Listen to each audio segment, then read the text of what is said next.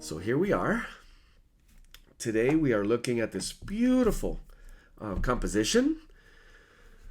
The idea is for you to take inspiration from the illustration or from the actual photo with the I believe it's an oak. I don't want to be wrong. There's so many variations of oaks, but just the acorns. And first thing I want to do, if you want, the choice is going to be, the focus of today is going to be line and color, balance between line and color. The approaches could be graphite, a pencil drawing, rearrange, obviously paying attention to your line quality and composition. You could use graphite, you could use ink, you could use no line at all, actually, just straight with watercolor. You could use color pencil, markers. We've been using some of these, and I'm going to test out these today. These are watercolor pencils. And possibilities are infinite, really, with mixed media.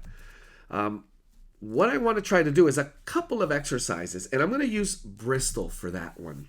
I am going to maybe do one of them in my sketchbook, and we can continue with lots of these. This one looks familiar, and it's going to be pretty similar as we look at some Japanese artists and some of these illustration methods. I'm going to use maybe this sketchbook to do some of those tests, or the final image maybe. As you also may consider some just watercolor paper, and I have a little bit of a larger format would be recommended today, because the simplicity, and again I say simplicity, careful, because it could get intricate. So size and the time it's going to take for you to work in the size that you choose is something you should consider. So for this first exercise, what I want to do is not focus on the composition itself. So it's kind of like a warm-up exercise as well, and maybe just a few tests.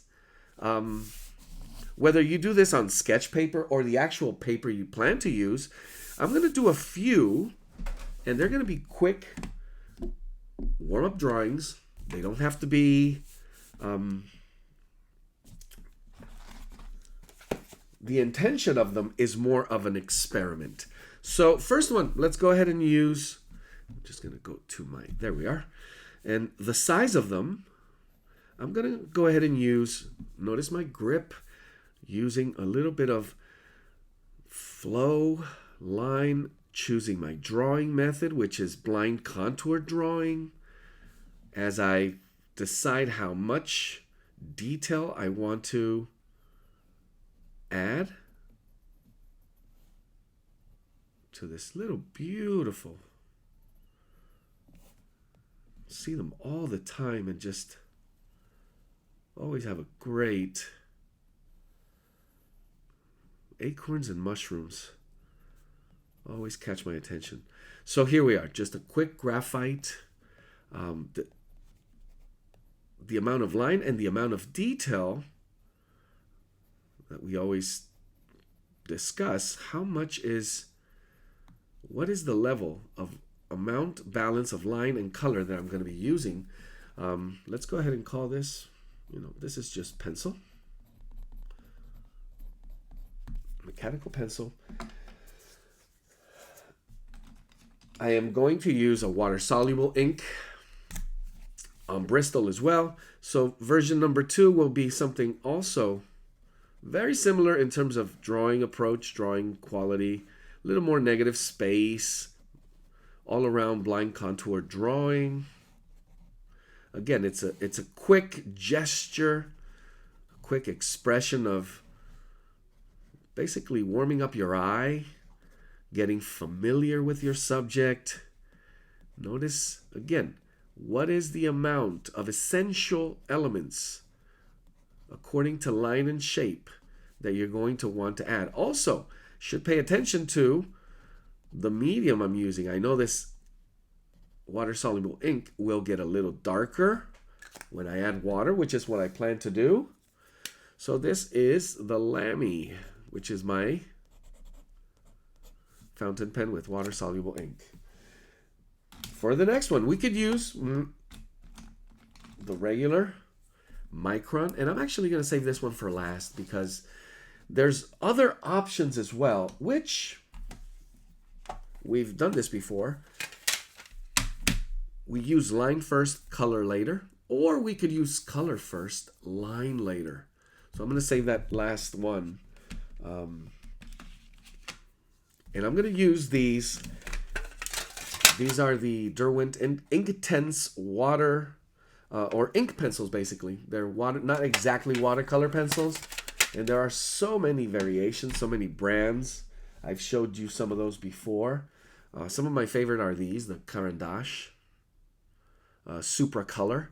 And it really just behaves like a color pencil. But when you add water to it, beautiful stuff.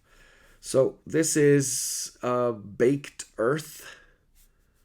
And I'm going to just stick to one color for the most part. And this is somewhat of a sepia, yellow ochreish color. Feels appropriate. But the other alternative is for you to really give yourself a chance to, as always, the idea, practice. What are we here to do? To relax, to find a moment of, hopefully, finding the zone, discovering something new about the way you see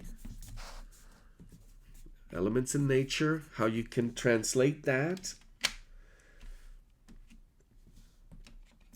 into beautiful compositions. And this is the watercolor pencil, or I would just call it the Derwent.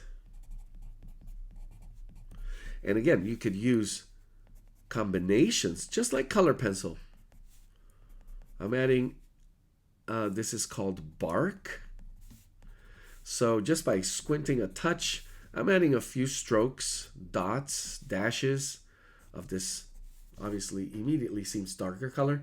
And it could already work as just as is with the intensity of as a drawing. And then finally, I'm going to bring in my first bit of water here. And I'm going to go in straight in with color. So the other alternative is no line. Start with color and drawing with a brush. These are just a few, and they are so, in many ways, basic. My approach is very basic. What you can come up with. And you don't, it's not like you have to go above and beyond, like, oh, let me get the idea. Really creative with this. It's what feels comfortable more than anything. Do you feel comfortable just shaping so adding color instead of focusing on line as much for the first step? That's one way to go. And again, do I even need to bring in any lines to this? Would be the alternative way of looking at it. So pushing technique of drawing, pushing technique of how to apply line, shape, color. That's what we're here for. That's what we're going to play with. So let me go back to that first one. As this one dries a little, and it already looks beautiful. I'm going to bring in just variations of the theme, different tests of color, which is another great opportunity. So I'm going with a little bit of yellow, New Gamboge, which is my warm yellow. I'm going to do just a soft, wet on dry. Now, I should have mentioned this. The acorn is a great opportunity, but you could also be working on just a single leaf as the test. Because what we're planning to do here, I'm adding just a touch of cadmium red, and again, applying it wet on dry. But all the different variations to the theme of what technique is going to be, or combination of techniques, drawing technique and color techniques, can I expand on? Can I experiment with? Can I just revisit if you already have something that is your style, your approach? Well, let me push it just a little bit. And what do I mean by push it just a little bit? The directions are, well, the drawing style, the gesture of the line. It could just be the grip that you use. Obviously, it could be the paper and how you bring in the watercolor techniques or the color techniques that you want to use. Let me go with some yellow ochre. And I have a little bit of quinacridone gold on my palette. And I'm just going to touch this here. And again, this is one that really begins to go in the direction that most interests me here. When you have a water-soluble ink that can present you with unexpected, beautiful results. Now, it's not for everyone. Also, the type of ink and how it responds to this type of paper. Working a little bit of light and shadow into it already. Maybe doing just a touch of lifting technique, which works very differently on Bristol paper than watercolor paper, as it stains it. You have pretty much a limited amount of play with, in this case, that wet on wet technique.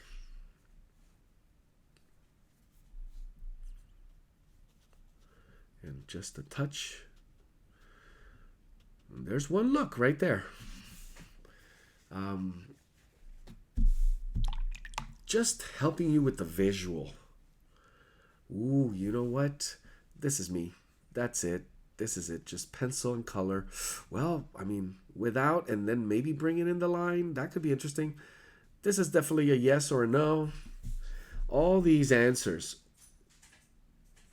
from the moment you plan them to the moment you see them. Now, this is water, a brush, just touching the edges of that watercolor pencil. And the way I apply that watercolor pencil, notice this first beautiful basic layer of color that I have there that I could easily just, let's go ahead into a little bit of burnt umber, as I'm also testing variations of color for my finished, for the piece that I'm going to work on later. And I'm going to play with a little bit of adding cadmium red to it. Again, the way you plan on using the techniques of adding your line, adding your color, working with layers. This is a great way to, in a more carefree way, come up with ideas and solutions that sometimes, luckily, automatically point you in the right direction. Somewhere where you may have not known you could go. So here we are. This was just color, no line. And I'm going to use this is a Faber-Castell or a Micron. Now, the one thing you want is for this to be bone dry. And I'm going to bring in just a touch of line.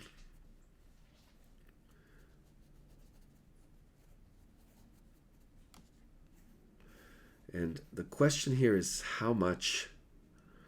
Now, it seems obvious. It's not fully dry, so I'm just moving ahead. Just finishing this up. The quality of the line and the instrument, the medium that you use to deliver that line, because I could be using a nib pen here. Am I just trying to contour? Or am I using some of the line and the edge that this beautiful watercolor on Bristol delivered, where I could actually, and I'm going to use the word, ruin it by adding a harsher line. So that decision becomes that crucial. How do we make that choice? How do we come to that conclusion where one line is great, 2 lines was too much? And there we have it. Now, I would absolutely let this dry and also add some line. So my choice for that one would have been maybe some color pencils. And although it's not fully dry, this is one that I'm encouraging a lot as the, I don't want to say the safest, but the most satisfying mixture. If you have watercolor pencils or just regular color pencils that allow you to draw the quality of line and create shifts in value, but at the same time work all the other elements such as temperature, did I mention value, light and shadow, texture, but at the same time I could just scumble. Look at this scumble here and the qualities that that gives. And I'm just dashing and going around. Just one color. You could obviously use the multitude of them. Keeping it simple. There we have it. 4 quick acorn variations. Just to repeat, pencil and watercolor. Water-soluble ink. Line first, color second. Again, that you could always revisit. This was the watercolor pencil with color pencil. And this was color first and permanent ink after. So with this, hopefully, if you do tests, and matter of fact, they don't even have to be acorns. They could just be sort of swatches and tests of how the medium and the paper is going to behave. That's what you would want. So putting this aside, I'm going to make a quick version. And I'm hoping, because of the simplicity, that you may do 1 or 2 variations if you were working with the actual image, illustration image from our artist, or the photo that I provided where you could maybe rearrange the composition just a bit. So here we are. I'm using a watercolor sketchbook. This is a smaller format. I think it's a 5x8, which is a little more landscape. So I'm going to play with that and looking at what I did in my, let's call these the experiments, the sketches. I'm going to try to give you 2 versions. That's what I'm trying to go for today. The first one is going to be basic ink and color. So whether you want to use a pencil drawing, then ink it, then color it, or use your pencil drawing, color it, then ink it, is going to be crucial for you to understand, okay, where do I want to go with this? I am going to use that technique. I'm going to use pencil first. And again, it's not, I'm doing it just for the demo. I would automatically go into ink. These types of lines and compositions. And just so you know, I'm working with this one right now, which is the one at the top, our illustration. So pencil lines actually just help you because I'm maybe going to rearrange my composition a bit. I'm going to use the full frame, no background, and no tape around the edge. And I'm going to take the line all the way to the edge of the paper. So, excuse me. So composition wise, I do get to play a little bit. Um, some of the negative space is what I'm going to be focusing on more than anything. And a little bit with the drawing technique, which gives you full freedom to try. In this case, a blind is what I'm using. Mostly blind. When I say blind drawing, 95-98% of the lines, as I place my pencil on the paper, I'm following the contour, doing negative space. Now I am getting a good sense of proportion, so I stay within just a closer look of the overall composition. And I mean, some of these elements, I want them to fit and fill up the page. And the next thing is, considering how your lines are going to help you map out all the elements that you're focusing on, which could be already textures, interesting negative space right here, and the amount of detail that I'm going to be adding to some of these acorns. Most of that work, I know it's going to be with ink. So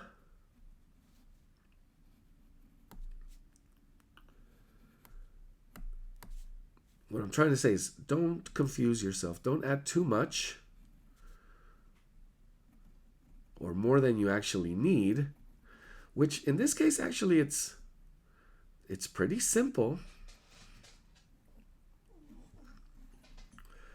You can see how the edge and the contour pretty much solves. Easy answer.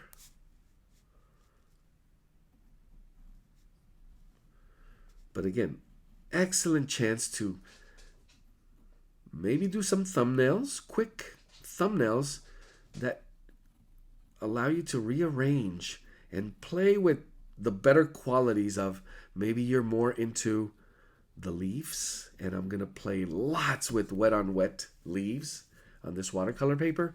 Or maybe you want to focus more on the line and the quality of the detail of the acorn and have the leaves just as a softer, maybe not as distracting, or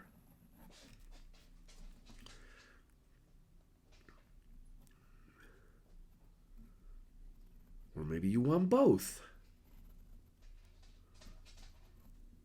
to be standouts. And how much further are you going to push the level of the detail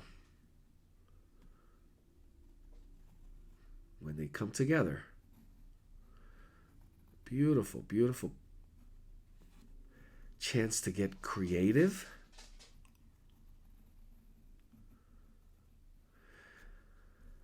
As always, I bring it up. The next best thing would be to actually have a beautiful spot, maybe right in your front yard, backyard, where you actually have the beautiful leaves and acorns just there for you to do from life. And I highly, highly recommend that.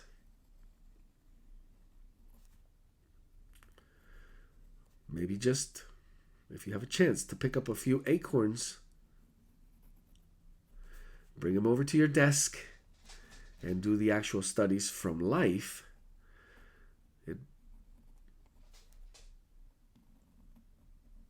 It really points, it shows you. Well, first thing, it presents you with all of the problems that you need to solve, starting with wherever you place it, how you place it.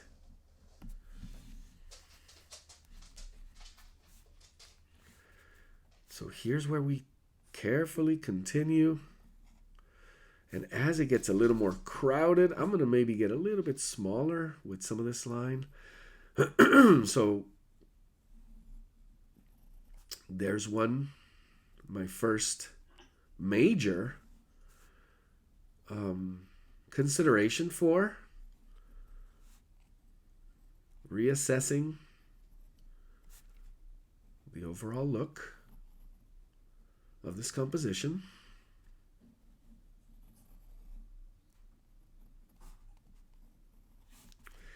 Also, a big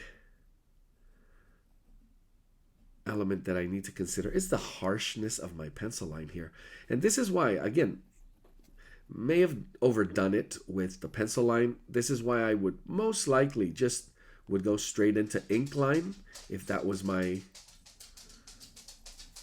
Because when you think about it, it's double the work. And it could also affect the later quality of ink lines. So this was just a little bit stronger in terms of harshness of line.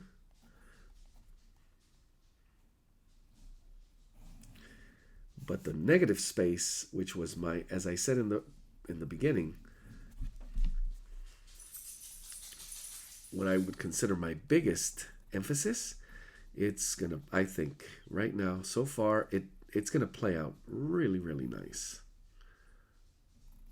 There we are. So there's my drawing. Very simple. What do I do next?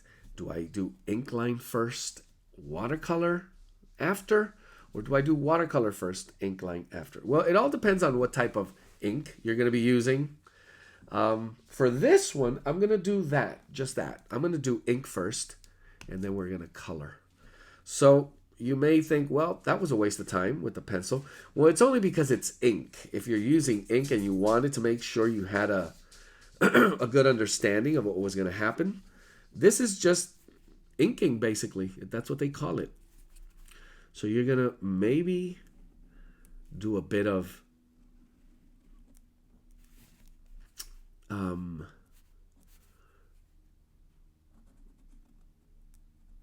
according to what you have on the paper now, an evaluation. And bring out an eraser, maybe lift some of the line.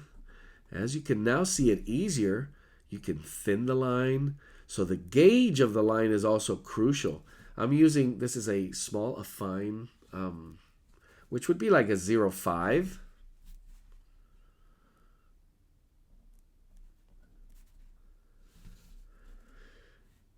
And I keep saying the expression of the quality of line that is going to then work together with color and the way you understand them and present them to us is what matters. It all goes down to the simple elements. How you're seeing, what you're looking for, and how you're seeing it. How you're interpreting, how you're simplifying into line, shape, form, all those beautiful elements. Value. In this case, we're going to also deal with textures, maybe a little bit.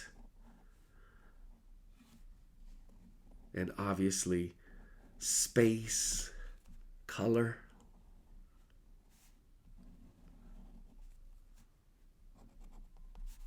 So I'm beginning to chop my line up a little bit, kind of creating a little more of a dash and dot.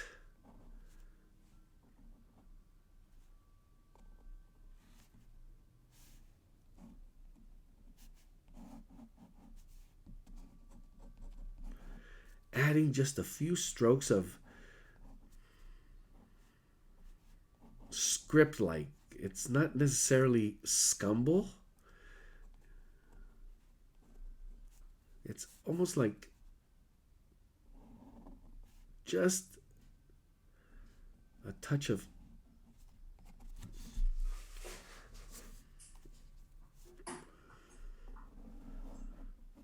it's almost becoming a cursive word here.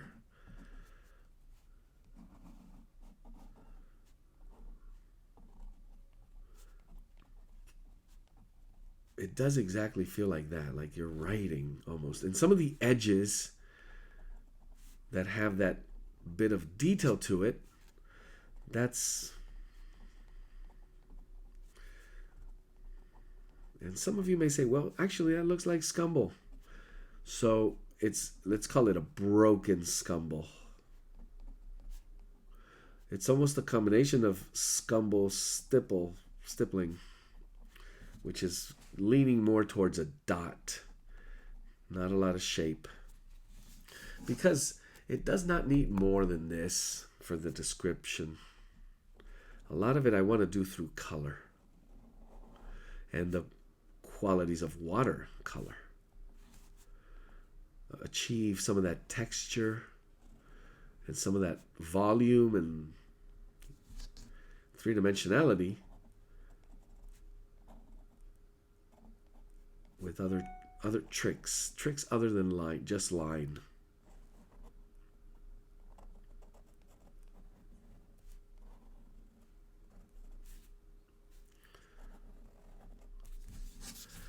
So as it begins to look a little more finished, a little stronger in terms of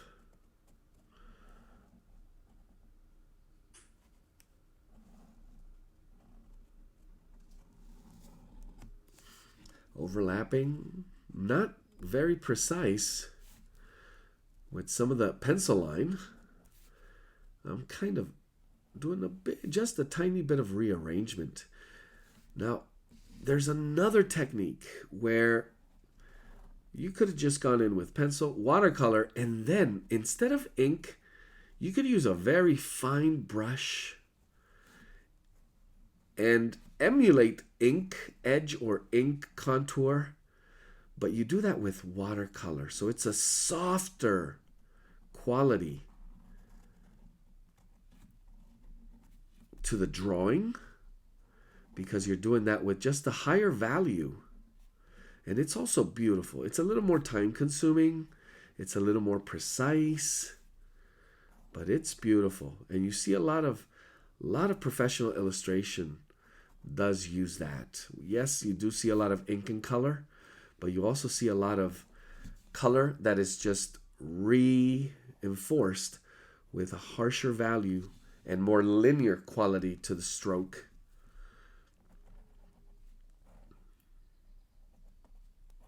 Which is usually done with a very fine brush. That's another alternative.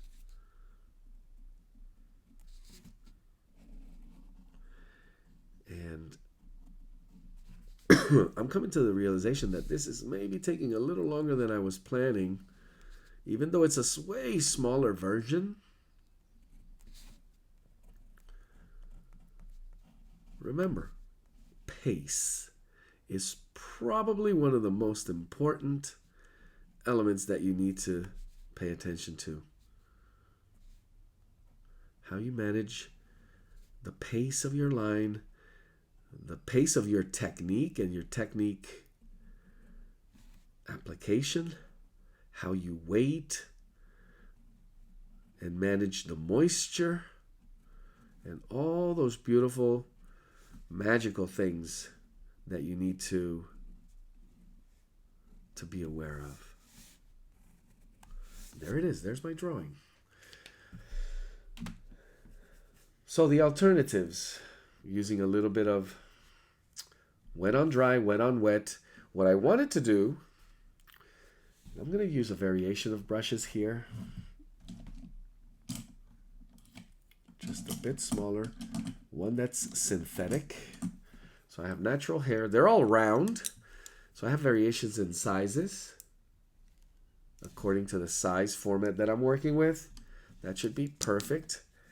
And what I want to do is obviously test out the colors. And I think I pretty much have them set from the earlier tests, where I'm going to be using a little bit of olive green. And I'm going to push that a little bit cooler with some cool yellow for the lighter versions. Ooh, I'm missing a big one here. And I'm wondering, do I really even need that one? So there's a leaf here behind this one. And I totally just left it out. So what I'm doing now is what I would have done from the beginning, which is just go straight in with ink. Now it could be nerve-wracking if you don't do this often in terms of coming up with answers for composition, proportion, negative space, because once it's there, that's it. And I also may use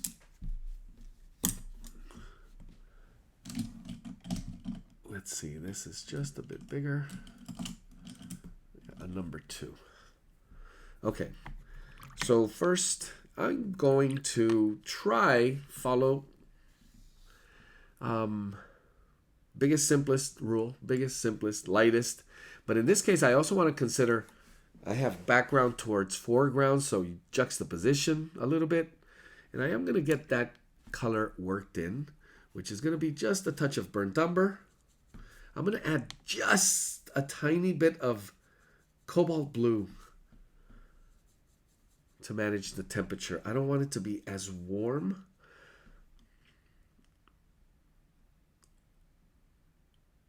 Because I want my acorns to kind of stand out. And what I'm doing here is basic wet on dry. I could also play a little bit with the shift in temperature, just a tiny bit as we move. Let's say up towards the light, and they get a little redder, a little warmer, and also a little greener. I have to consider that as well. So maybe I'll bring in just a touch of, in this case, cadmium red. And you pretty much see the shift. So I'm using a number 2 brush here. Most of the work, as you see, is wet on dry, but I do come back when ready in terms of moist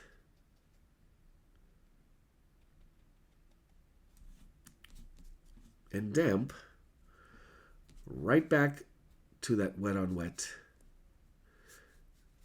to really maximize, get the most out of why we use watercolor, those beautiful effects. So getting that out of the way, I think pretty clever. Good way to go. I'm going to bring in just a little more. This is just adding cadmium red to it for these 2 branches here, where you could see the shift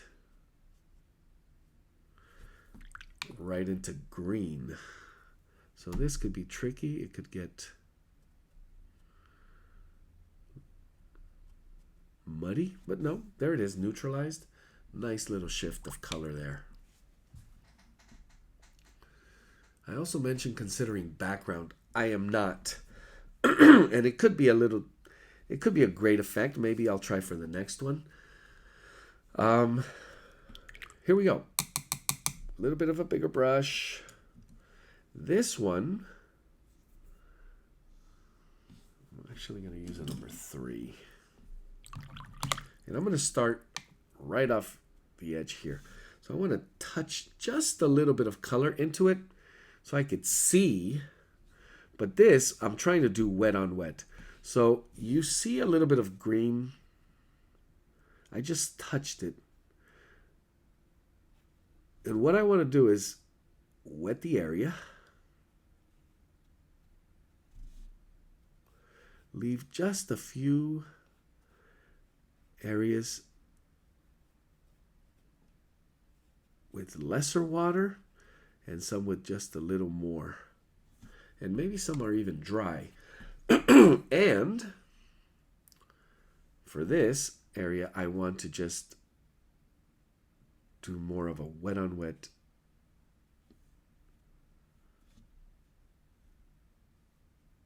right towards the edge.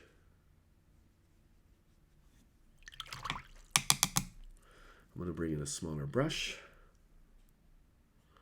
and just dab water. And the effect that I love here is that one of hopefully getting organic looking, just natural looking granulation and light without touching it too much. There we are. I'm going to go ahead and do the same. And yes, because we're working with some of these edges, it's a bigger brush, but I want to make sure I manage my edges. Be ready to lift if I need to.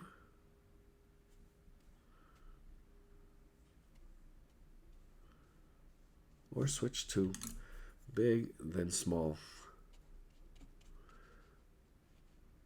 And one of the tips I recommend is adding just a tiny bit of color, of pigment to this wet phase, so you could kind of see the edges.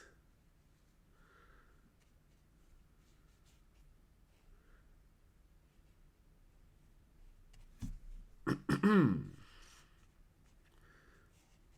with this level of moisture, timing,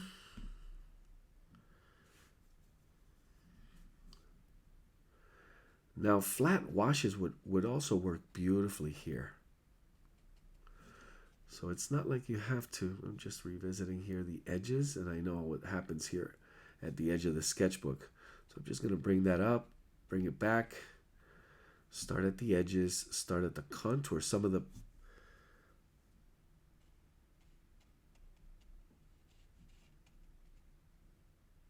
and just let that granulate.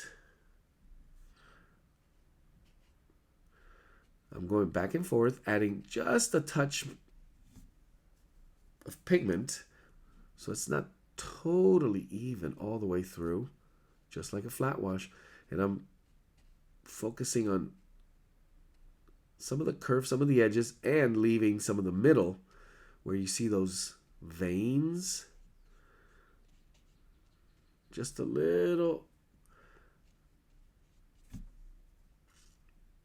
more open, and allow for the granulation to just work its way.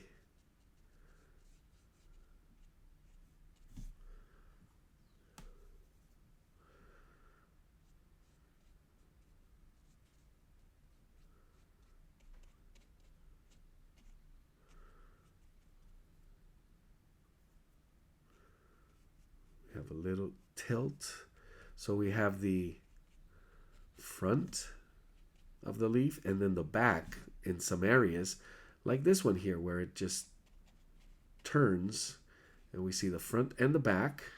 We have a little bit of that here.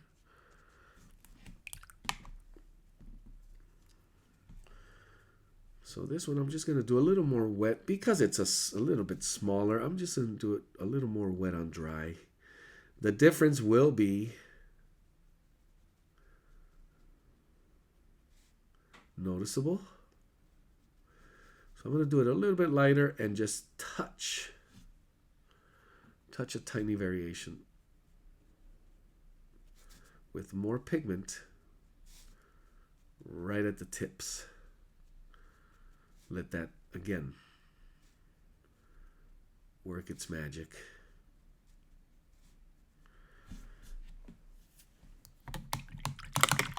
One more. Same thing.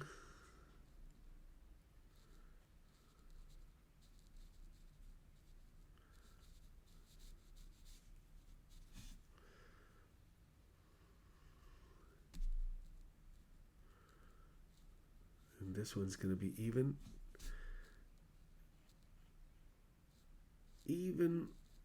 just a touch darker.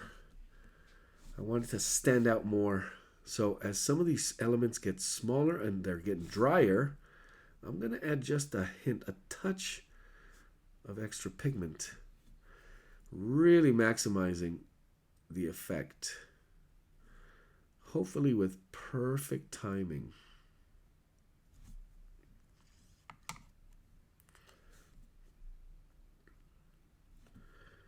Also adding just a tiny bit of water.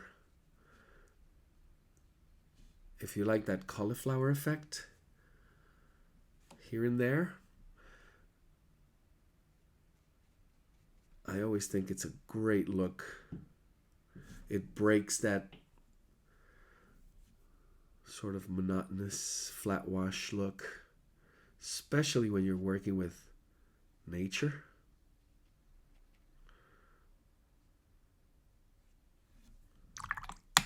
And as you can see, it also adds that just a little bit more three-dimensionality. So with that same green olive, I'm going to mix enough, I would say plenty of lemon yellow,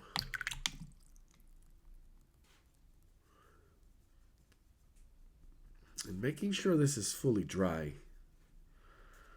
I don't want these colors to bleed into each other.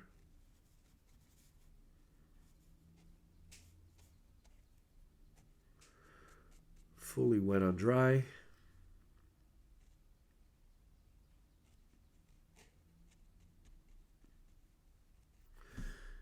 And you really want to make sure you have that. I'm going to have to revisit a little bit smaller so you can enhance that contrast. Here I'm trying it with temperature. You could also try it with a little bit of shift in value. Lighter, foggier, blurrier. Bring a touch of that right here. And we have the same color and temperature working its way right in here.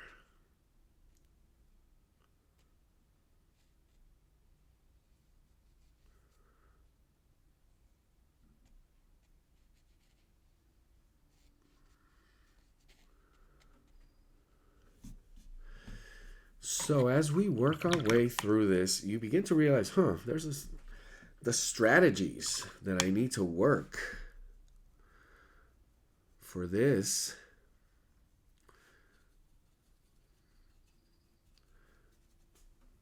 Not to get messy or more difficult.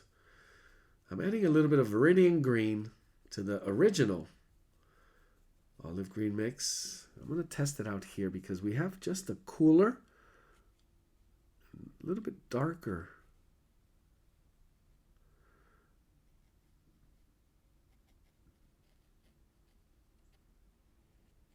And I'm going to mix just a little more color to this with the wet on wet.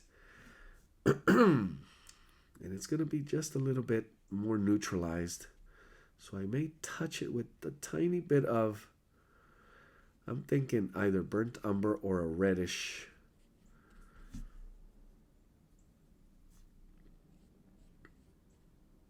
It needs a little bit of a neutralized grayer, browner. Not gray, but more, maybe it's too cool. Also, when you set it next to this yellow green,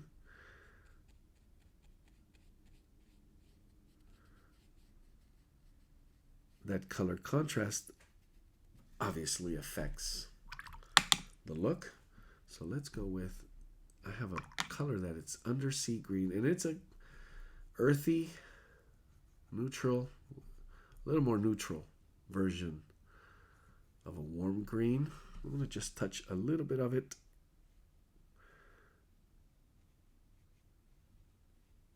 And the mixture works phenomenal.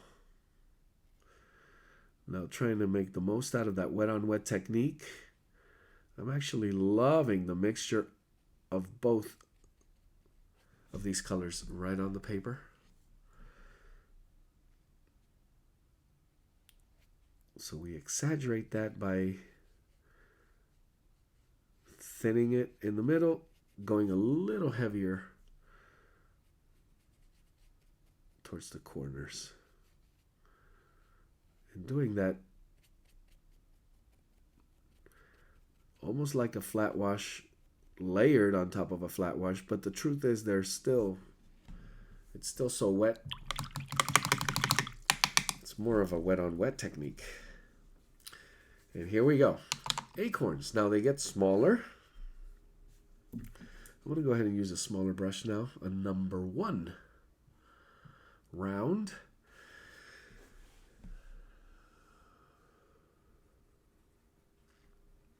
I'm going to use,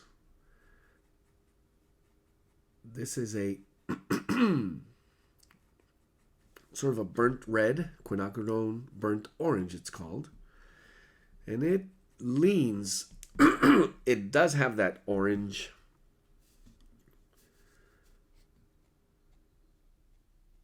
that orange bias, but you could see the brown and the red in it. I want this to be not just a wet on dry. I don't want it to be fully wet on wet. So what I'm going to do is wet on dry and then just add water. And I'm just going to dab it on so it creates that textured effect. And maybe even I miss some areas where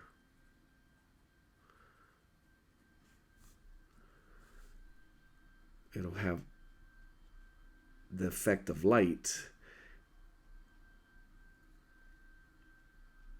But also you want to look at how you're trying to create that texture. So notice that I'm kind of beating the color in and it's broken. I know it's going to dry lighter, but I don't want to go too heavy. At least for this first layer. I could come back and touch it with, I'm thinking a secondary, just a bit lighter yellow ochre.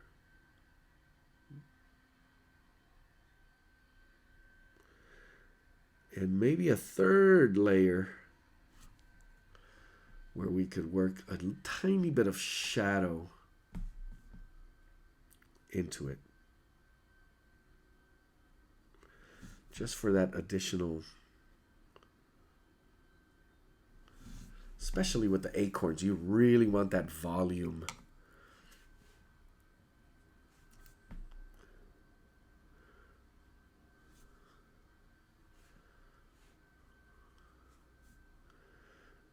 Notice how they have that roundness and they get lighter and then just a little darker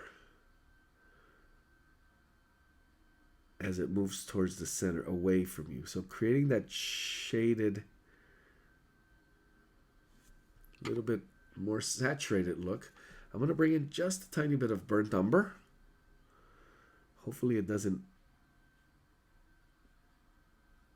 get too close to that tree. And the reason I kind of neutralized that tree was for this reason. So you could see an obvious difference. And obviously here they come together, so you want to blend that in. Let it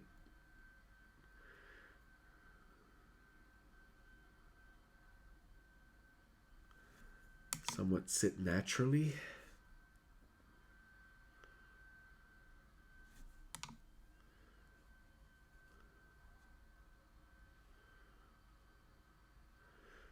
Doing a little more gestural type of work with the brush stroke.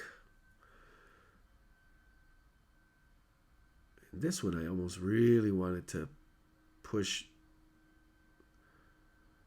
as warm as possible, as red as possible, to kind of stand out next to that green. We have that second one back there.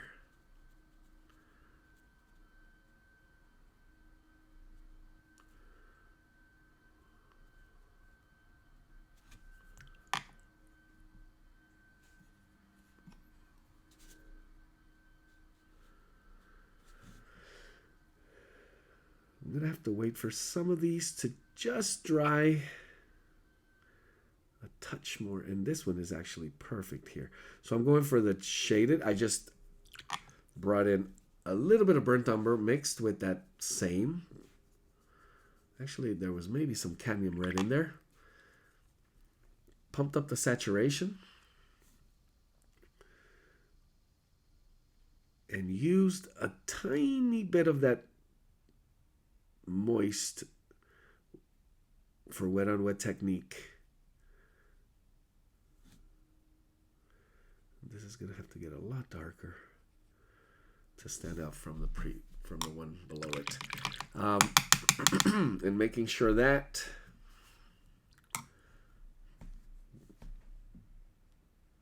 has a nice chance to break up. I'm going to really add dabbed brush strokes here to create that texture. Very, very few ink lines that were there. And let's go to the acorns. So these are going to be, I'm starting with the New Gamboge warm yellow. And I'm going to touch that a tiny, just with the, you notice there's some green in them. If you don't see that, and maybe it's more of a yellow ochre, but I want a very light version. And you notice there's going to be 2, maybe 3 layers. So I want this first one to be the light. And I could also break some of my brush strokes to create texture. Maybe a little bit of wet on wet to further push that into that wood-like texture. So finer stripe, streaky brush strokes.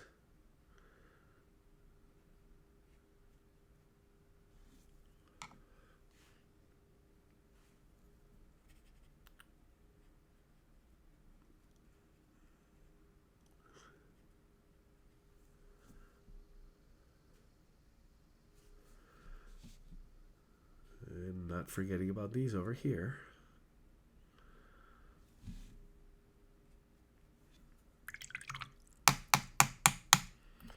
Let me bring back some of this color with just a little more. And I'm just waiting for some of these to dry just a little further. And I'm going to bring in just a little more, a couple of linear qualities back into that first layer. This one's a little bit warmer. But notice just a few touches of color here.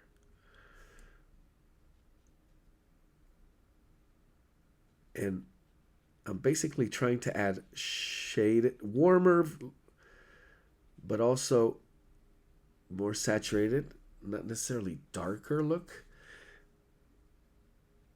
Texture and roundness to these little branches. Especially these right here. This is what I was talking about earlier as well, where instead of ink line, or I could use sharper, finer brush strokes and actually create linear qualities, almost the quality of ink, depending on how heavy and how dark. But it's with watercolor, and they look beautiful. Immediately, it gives a sense of just a little more realism. For the second layer, I'm going to use, and I'm going to mix quinacridone gold, which is a redder version and a little more earth tone version of yellow ochre. And I'm going to mix that just a touch with that same warm yellow and test it out. Oh yeah, perfect. Because I want the cap and the, I guess the actual acorn to have a variation. And now I'm going to layer it, and using the brush, I'm going to streak a little bit of dry brush type of brushwork to enhance. And I'm going to add some water to it as well. Continue the wet on wet look overall.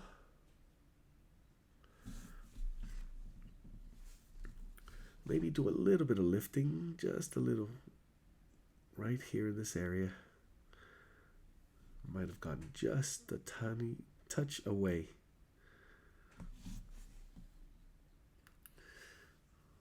But just the right amount of variation.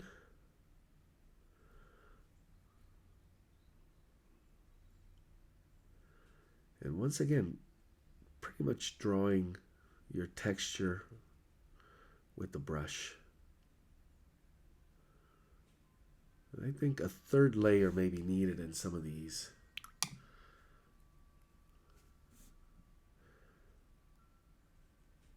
This is an interesting perspective, a little bit of a foreshortening. So I bring in just a little extra pigment, round out and add that volume.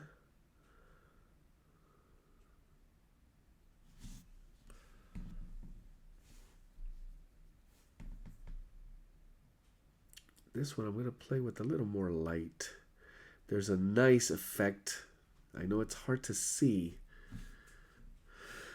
but the wet on wet layer that I have here, it's working beautiful with textures, and I will show you a close-up of it in a second. But you really want to maximize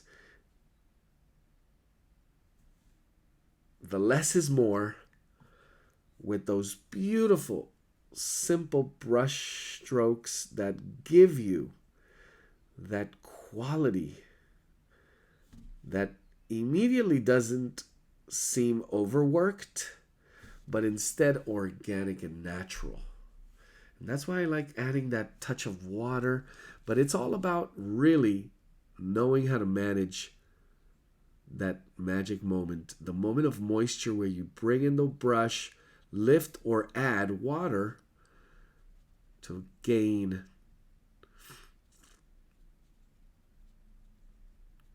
all of those beautiful effects. Maximize them. I'm going to revisit a little bit of shade, adding extra value. Darkness. So shade meaning I want to enhance the juxtaposition of some of these elements, and also break up a few more strokes. And be careful, you don't want to overdo it here. We're at that moment where it could very easily go too far. With just one or two strokes, you could lose what was there before. So it's time to pace yourself just a little bit. Just a little bit more.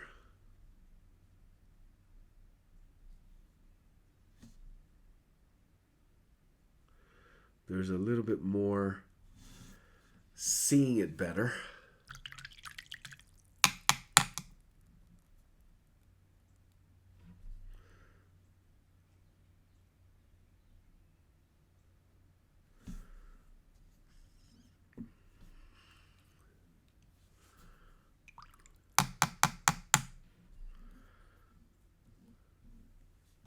Here are some of those layers, and they're very delicate.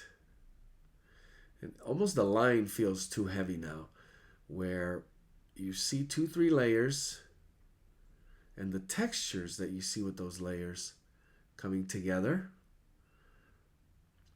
almost feel like I was working too small, and I really got caught up. But you see the variation of the technique. Wet on wet.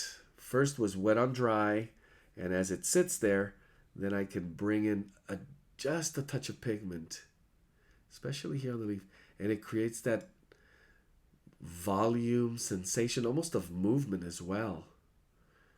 I'm now looking at, as I see it a little closer, I can pick up on a few things where maybe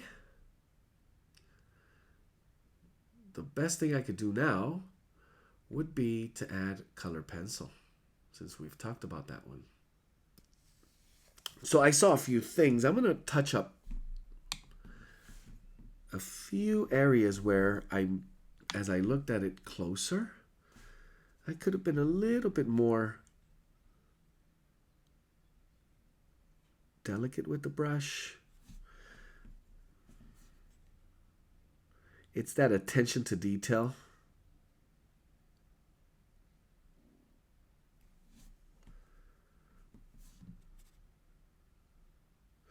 Also, it's a little bit of, I keep talking about looseness. I say it all the time. It's looseness in the mind. It's how you're seeing it, how you bring all your expertise into one brushstroke, into one pencil line, into one color read. But all of that knowledge, all of that experience is loose. It feels confident. There's no hesitation. You basically see it in your mind's eye. You're not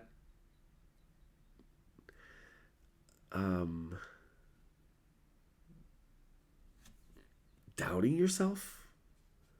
You're not guessing.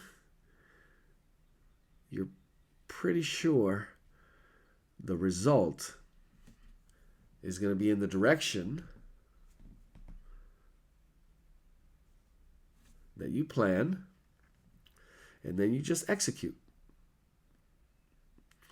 And that level of looseness, sometimes it could be very precise. It has to be timed, and it could be measured, and you have to have the right tool. So even allowing yourself the time to switch tools, switch brushes, allow the paper to dry to that perfect moment where the technique comes alive. That's looseness. It's not just about energy and gesture and, fast. It can actually be very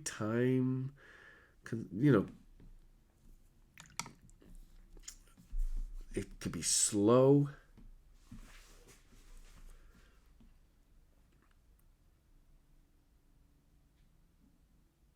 I'm going to go into a little bit of perlin green. I'm going to lower the value just a little bit. And I'm kind of guessing here, should I use this? Or if I'm going to bring in colored pencil, it could be just a beautiful pencil line. But I need a couple of veins right here, very, very thin.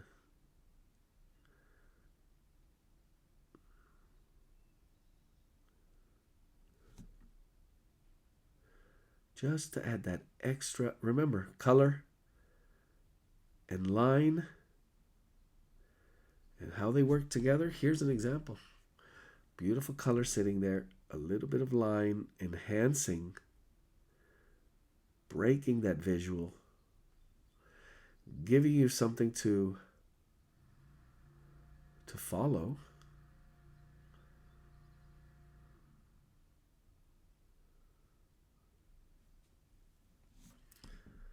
I'm going to risk it. I'm going to bring just a little bit of that right here. And it's over, just over the ink line. And you'll see that there's going to be a nice little break. Let me soften it up.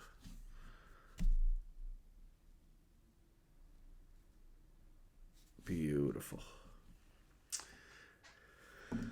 Now for this next part, sometimes just pencil lines would do great. I mean, when you think about it, pencil is a color. It has this metallic gray color, and a few lines, they're not going to be as strong as color pencil. So adding just a touch of texture.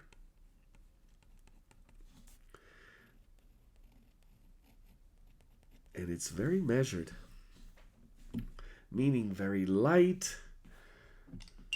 But I have here my warm set of color pencils. Lots of reds and browns. I'm going to use a few of these, and I'm going to pick very carefully.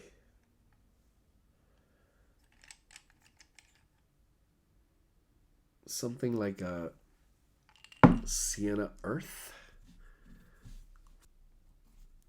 From the original ink lines, sometimes one line could be all you need. Or two or three. Notice the quality of the lines here. It could be a little bit of actual color pencil work, so you get a little bit of rugged texture, the texture of the paper. But I want to enhance that. And knowing what I know now, all these ink lines would be better, much better as pencil lines, color pencil lines. This is burnt umber. So I'm going to use a few strokes here, very carefully, just to break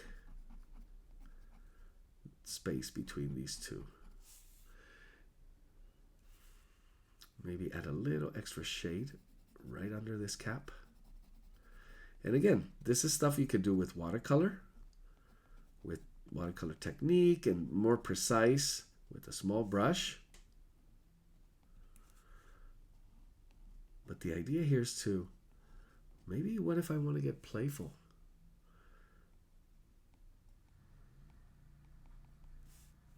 And little touches, little things like this. Just dance, work together better when combined. So, yes, we talked about that watercolor soft line, but look at these, where you could immediately create texture, detail. Let's go to this one here. And the quality of lines that you're going to use here, it could be scumble, as I said earlier, but you don't want to go overboard. Since I'm working with color pencils, and depending on how comfortable I feel with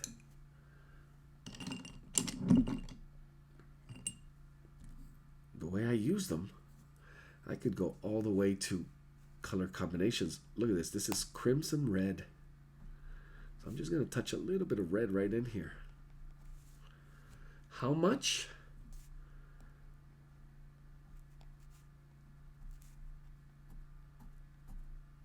It could be just one pencil line.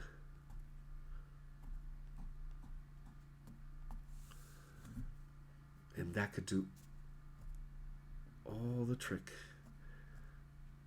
I may be overdoing it now. Only one way to know. When you zoom out, so if you do this, do it very carefully. Pace yourself.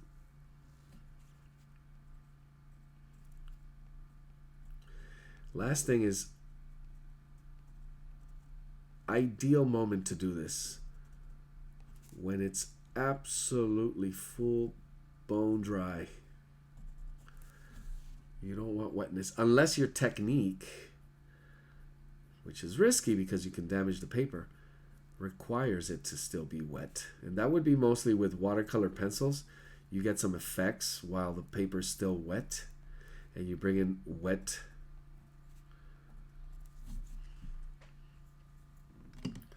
watercolor pencil.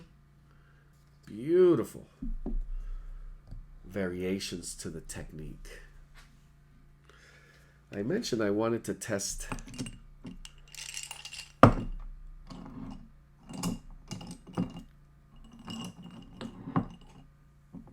line. I'm going to use green color pencil here. This is a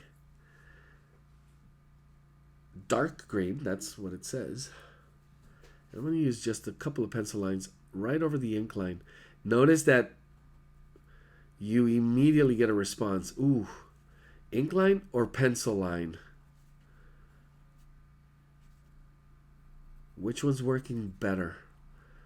And obviously I have a little bit of ink line through this pencil line, but if you've never done this before, now you have an answer. And next time, I would absolutely hold off and work some of these pencil lines in.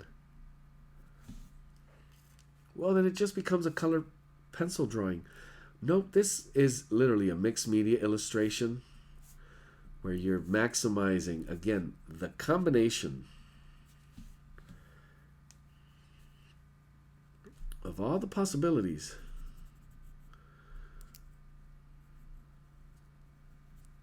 that let you create a new type of expression. It's almost it literally is a new version of the world, of your world. And as I look at this, I almost wished I worked a background. Just a soft, maybe it would have been too much, but it's the one thing that sits with me now is, what if I added just a soft, light cerulean blue background?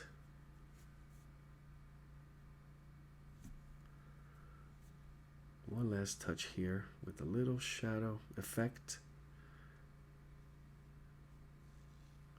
Kind of like a cast shadow.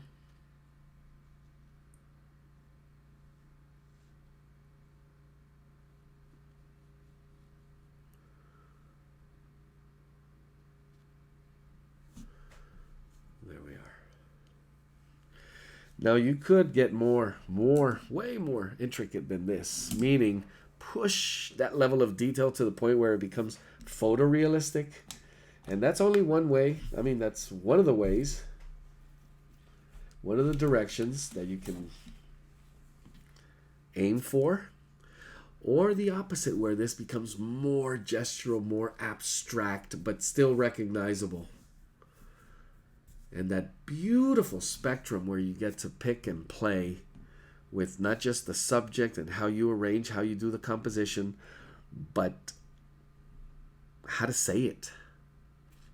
How to put it all together in your own very unique way. And there we have it. Beautiful, beautiful illustration techniques. I hope you guys enjoyed it.